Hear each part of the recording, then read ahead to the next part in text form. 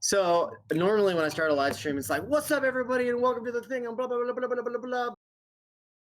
But Lampay's not here yet, so the two of us are just hanging out. Also, it usually takes people like a minute to join, so I thought we'll just kind of hang out for a minute. Okay. It's kind of this is Alex Chaffin's first live stream. Yes, it is. So like, Weird. at least I'm here in the flesh, and you can kind of, you know, yeah. if it wasn't, then it'd be like. Usually, I'm watching you over the internet, and it's like, oh, there's a distance, there's a disconnect there. I don't know what's going on. Come on, we're gonna call Tornado Layup. Coffee? This is my tornado coffee. This is my. I'm not gonna be happy about that. This is my nasty coffee. Tornado. So Lamp is the star of this show, and we're gonna call him on speakerphone right now. And by the way, if you're hopping into the live stream, oh hey, message and maybe your number, and I'll get back to you whenever I deem most appropriate. Bye. Whenever I deem most appropriate. Goodbye. Well, dang. That feels like I'll never get an answer. I don't know. Yeah, I know. Lamp has joined. Hello. Welcome. Maybe. Lamp, the one thing that I think you've got an issue here with might be your microphone. Hello. Can you hear me? Hold on, let me turn up my volume. Oh wait, I think I'm muted. Nope.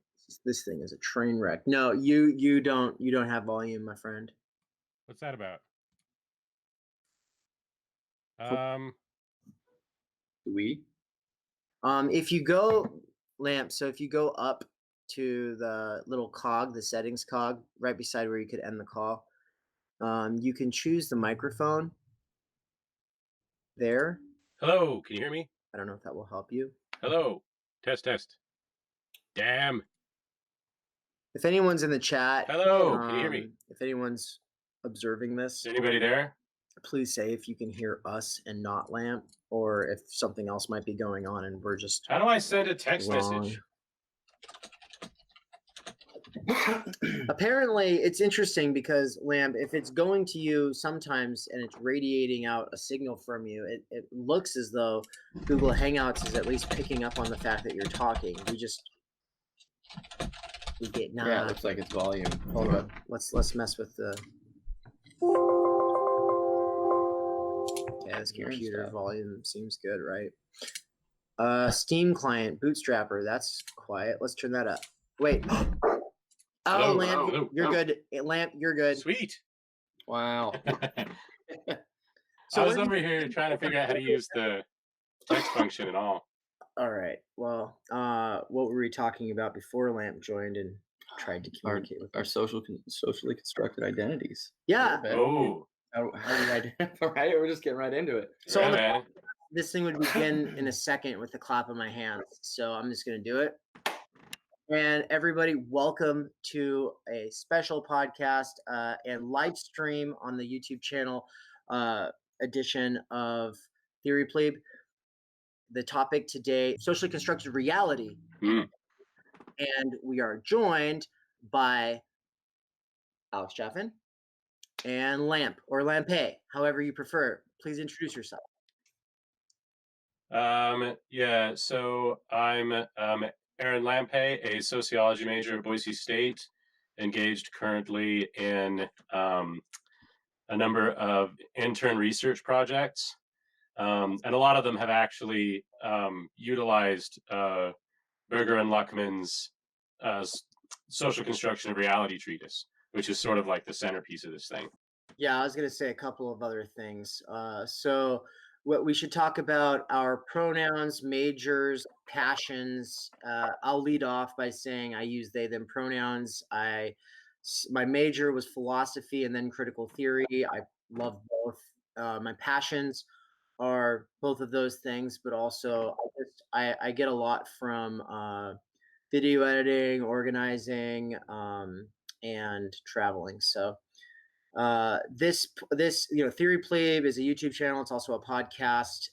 This live stream will be available on YouTube for the next week, and then it goes unlisted. If anybody ever needs the link, just ask me. I'll give it to you. Otherwise, patrons always have access to all the unlisted playlists, and it will be accessible for everyone for all time, hopefully through through podcasts. And so, if you look up Socially Constructed Reality in a month from now, you'll probably find it on any podcasting app. Look up Theory Pleeb on any podcasting app, you'll find it there. And the kinds of interviews that happen here are I have three kinds. They're the three P's: plebes, peers, and pros. And so I don't consider myself a pro. I can kind of consider myself all over the place on those three. But this is definitely like peers on their way to being pros, kind of a conversation. And the kind of origin of this conversation comes from conversations with Lampe about socially constructed reality, how difficult it can be to communicate what that is to people who don't study this, for a living, which makes sense. And we'll get back to that. So yeah, I'll let you both kind of add to that. So it was pronouns, majors, passions, and maybe social reality. Okay. So I'm Alex Chaffin. Pronouns are he, him. My major is sociology. I'm currently senior at Oregon State University, majoring in sociology. I'm going to get into development practice and development theory, and then specialize also in sustainable food systems and how those relate to our social worlds and developing social worlds. My passions are all of the above, and music and writing are a big one. Music, writing, farming. Yeah, me too. Not so Yeah. much farming though. What? I hate farming. I'm totally on board for the rest of that though. Okay, all the rest of it's fun. Farming's Yeah, man. farming's a little new for me, so it's not been a lifelong passion. It's mostly Well, good luck. That one was better for you than it did for me. Oof. yeah. Music though, that's fantastic. Mm-hmm. What do you do in music? I'm a little bit what I do: play guitar, play bass, sing, piano, mandolin. I played Man. in like a hardcore punk band for the last 10 years. We got to do a project. I do Yeah. all of those things too. I think that's very exciting. That's wonderful. It's fun. It's so fun. So Foss was one of my three favorite local bands ever. And I went on tour with you all for a whole week, and I was together. The worst show you ever had. But you were so much fun. And what was the other thing? And your acoustic music. It's beautiful. It's lovely. You got Alex actually made a kind of a modified one of his songs for a video project, a campaign project that I did a couple years ago. It's share that in the description later. Yeah. We almost had a way better backdrop for this because I have a white light now, one of those ring ones, and I forgot a cord for it, so I wasn't able to set it up. So it's okay. We'll just all look normal. Yeah, normal. Normal. Segway. Yeah, man. Okay, so the first thing I want to say is why this is important. And the issue I see is that there's a tendency for the general public to express incredulity of social theory in general. And this has a lot to do with like rugged individualism, hegemonic neoliberal ideology, other things that cause forms of extreme individualism to become normalized, like bootstrap philosophies, libertarianism. They all have this like individualistic focus to the extent that people sort of dismiss the notion of there being any kind of importance in the social structures they're part of. That the individual has to take responsibility for everything, and to even discuss the notion of society getting involved with it is somehow lazy or pawning off responsibilities. But what that's led to, as I see it now, like we see the new young right and the alt-right attacks anthropology as self-hating whites and stuff like that.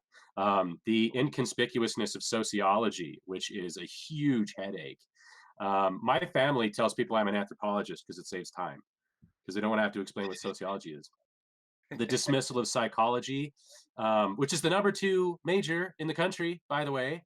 But they dismiss it as psychobabble. It's something for sick people. It's part of panacea culture. It's for therapy. It's not, nothing's coming out of there that people are going to say, oh yeah, this is how our world works. And yet almost all of these people will subscribe to economics in an almost religious way because they don't necessarily understand it, but accept it as the way things work.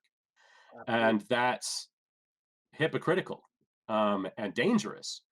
Like for one of the examples of this is that they presume that money comes from hard work, similar to the way that manna comes from heaven, because the average American's not going to tell you that they think that the person in charge of a corporation or that some major influential power or rich person is going to hand out money to people who work hard. They don't believe that, but they do believe that it happens somehow through a kind of alchemy they don't need to understand, because they can believe in the financiers and the business people to make that happen. And that's a socially constructed reality in and of itself. But they're not educated in that way. So they're taught to look at it from this extreme individualistic perspective. And the harm that causes to our society and the way that it gives people outs for not having to view the problems our society has is part of this exponential series of problems that we can't face as long as this is how we think about things. And so I want to just be like, yeah, this is how people see reality. And it has certain limitations and certain consequences. I was in a conflict management class a couple of semesters ago. I just graduated, but yeah, I thankfully got to take some conflict management classes for my major, and I really love this professor, but like just laughs at it as like and she always boiled it down to sort of like a personality thing, because she liked to use Myers-Briggs. So she liked to divide, she liked to have everyone divide themselves up, extroverted, introverted, feeling, thinking, all of that, intuitive versus sensing or whatever, Communications department, yeah. It's from the 16 personalities test, which you can do. It's fun, it's interesting, but it's slightly better than astrology, but not much, and it can work as a heuristic as long as we understand it as one and don't take it too seriously. As long as we understand its social construction and how it reproduces certain kinds of norms and stereotypes. And she would like basically just be like, she divided up the people who fell along the feeling versus thinking line, right? So if you were an F or a T, get in two different groups, and then the two different groups, like, one leaves the room, the other group goes up to the window and looks outside, and there's a person with a notebook that's supposed to write down all of the adjectives people use to describe what they're seeing, right? And then you get the two groups back together, and then someone reads off all those words, and they're radically different. They absolutely are most of the time. The feeling people are using very poetic adjectives, whereas the people who are on the thinking are usually actually just like, hey, that's loud. Whatever is going on over there, that's loud. Okay, you're good. But the thinking people usually see actually, like they're not even using adjectives most of the time. They're just using nouns. Like they see bricks, they see trees. Whereas like the other people were like, oh, freedom, warmth. But she loved to use the example of the social construction of reality as something you see out there. So apparently, that's okay. And to me, first of all, that didn't happen for our class because I was in that group and no one said that. This is just the way she likes to bash on it because she doesn't apparently. Oh, is that her? She doesn't think it has any validity. It was kind of like the thing that she would punch on as a punchline for like she's not even the whole talking class. about it properly then. No, she doesn't even know what it is. It just, it's normal now. Sounds stupid, right? It just sounds dumb. Yeah. So yeah, that's the incredulity that you're speaking about.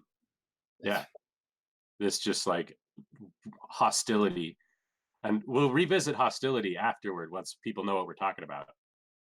Well, yeah, because it gets right at people's fragility, and white fragility is just one species of the kinds of fragility people feel when something is normal and it gets challenged Yeah. as not actually natural and not actually necessary. I think I'll start with a quote from Berger and Luckman to sort of frame what this means, what the social construction of reality sort of means here. And the quote is, "It will be enough for our purposes to define reality as a quality appertaining to phenomena that we recognize as having a being independent of our own volition, and to define knowledge as the certainty that phenomena are real and that they possess specific characteristics." Now we can say what social means is this thing where we're working together in order to figure out what it is that we're looking at. And by reality, what we mean is the consequences sort of the result of this concomitant communication, which is a lot of what the social construction of reality actually boils down to. One of my favorite examples of this kind of thing, because it's one of my favorite examples of most things when I can shoehorn it into stuff, is the burning of witches, right? It doesn't necessarily matter if a person was given supernatural powers by the devil. If people believe it and burn her alive, she's still dead. That doesn't change just because the facts were wrong. The socially constructed reality of witchcraft and witch burnings claimed the life nonetheless. Statehood does this with war, for example, but statehood is also a socially constructed reality, a very, very complex one made of a lot of moving parts. But each of those parts have their basis in an understanding, an agreement between people. And regardless of people trying to make claims of that having some naturalistic boundary, anything that makes it tenable, that makes it plausible, that makes it objective in any way is based in language, and language is also socially constructed because you have to be able to communicate with other people, but language changes over time. Yeah, I think a good example of that I think the Slavoj Žižek is using in Sublime Object of Ideology, which is the book that got him famous in the first place, is the king. The king is not a king without subjects.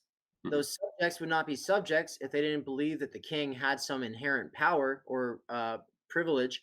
But that inherent power and privilege is not inherent, actually. It's bestowed upon that king by the subjects believing that in the first place. Mm-hmm. Yeah, that's almost Baconian. And I meant to bring it up a lot later, but we're coming pretty close to it right now. But Baudrillard says something that's very similar to that too, which has to do with the social construction and the way that people adhere to socially constructed reality. In a chapter of Simulacrum and Simulation, where he talks about cameras, he talks about security cameras, and how what security cameras have done in our world now is to turn people into their own panopticon, because people know how they're supposed to behave in front of a camera. That camera is not necessarily broadcasting to anyone who can see them now. It's not necessarily recording. It could be. But what's happening is not a person seeing the camera and rationally saying to themselves, a camera, I had better do certain things. What's happening is they are reacting to the existence of a camera nearby in the way that they've been conditioned to do so because they know what the camera means. Right. And like adherence to laws like this, like you drive on the correct side of the road. Now you do learn that at some point, but you're not rationally deciding to drive on the right side of the road every time you get in the car. You're just used to doing it that way, and that's how everybody does it, and it's understood that everybody will be doing it that way. And then all of a sudden somebody's trying to make a right turn from the suicide lane, and you've got a problem. Which the authors of this book, I think, talk about as habituation, and how obviously it's a huge time saver to build habits around certain things and not have to think about them all of the time. So there's like a huge time energy cachet, like the benefit to that. But at the same time, we end up reproducing all sorts of stuff uncritically. Yeah.